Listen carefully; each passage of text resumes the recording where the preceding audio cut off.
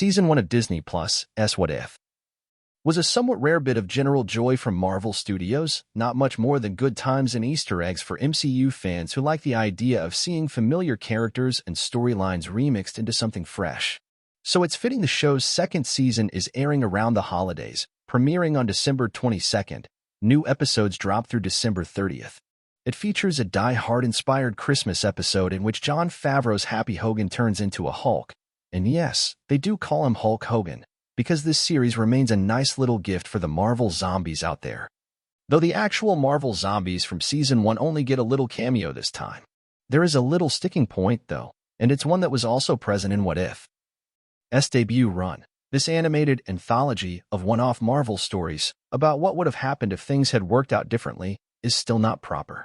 Near the end of Season 1, a version of Ultron managed to collect the Infinity Stones and tried to take over the entire multiverse, forcing various alternate universe heroes from previous installments to team up and defeat him as the Guardians of the Multiverse, even though they were clearly modeled after the Avengers, with a Thor, a Black Widow, a Doctor Strange, and a Captain America. But we'll get to her later. The same sort of thing happens this year, but it's a little more character-based, and not as obvious as a new villain shows up.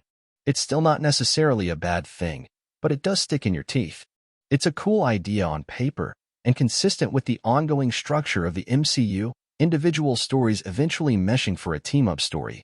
But it's hard not to wonder if it would be more fun without that constraint. On the other hand, some stories and characters you can't let go of, as acknowledged by Jeffrey Wright's The Watcher in Episode 1.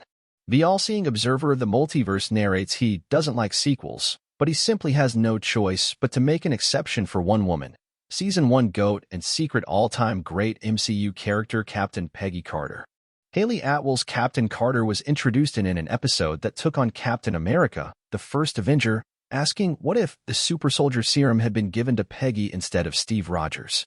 The episode, naturally, ended with her being transported from World War II to the present day, and, also naturally, this season's sequel outing offers a new take on Captain America, the Winter Soldier that is a lot of fun for people who believe that to be the MCU's high point. Also, Peggy and Black Widow kind of flirt a lot, so Captain Carter is the star of the show, appearing in 3 of the 9 episodes. But What If also makes the bold choice of introducing a new character created for the show with only a tangential connection to anything from the movies.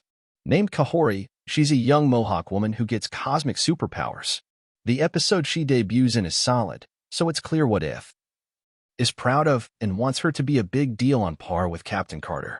However, it's going to be a little weird if she never appears in any other stories, inside or outside this show. Reminiscent of how absurdly super-powerful Emilia Clarke's character became at the end of Secret Invasion. It'll be weird if we never see her again, and equally weird if we do. And this is something that might not even be worth questioning if these were all self-contained stories, by the way. In Season 2, most of the episodes are all alright, save for one that is a carryover from Season 1 and feels a little overdone because of it. The season premiere is a real highlight, with Nebula joining the Nova Corps, the space cops from Guardians of the Galaxy, for a heavily Blade Runner-inspired noir adventure, and the second episode ponders what would happen if the world needed an Avengers team in the 80s, so you get younger versions of people like Hank Pym, Chaka, Marvel, and a still brainwashed Winter Soldier. The voice acting can still be a little stiff sometimes, mostly from actors reprising their roles from the movies who don't seem particularly well-suited to this gig, but others seem born for it. Jon Favreau has tons of fun here. The writing is stronger than before, with solid quips throughout the season, assuming that's a thing you like. And if you like Marvel, then it probably is, and a couple of sweet nods to MCU canon. Wright's Watcher is also used to pretty great comedic effect, losing his mind when he fails to foresee something happening or getting embarrassed when a character can hear his pessimistic narration. What If hasn't lost any of its sense of fun, and its bizarre MCU mashups are cleverer than before. But the show's gradual reveal of an overarching storyline is starting to become too predictable. After 2 seasons, the structure of pairing unexpected characters and drawing out a fun conclusion seems well established. It's a good format, but it can end up making things feel a little rote. It's nothing that a Marvel fan should turn their nose up at just yet, but it is more of a try-to-act surprised holiday gift than a how did you know holiday gift. What If Season 2 releases episodes on Disney Plus from December 22nd to December 30th.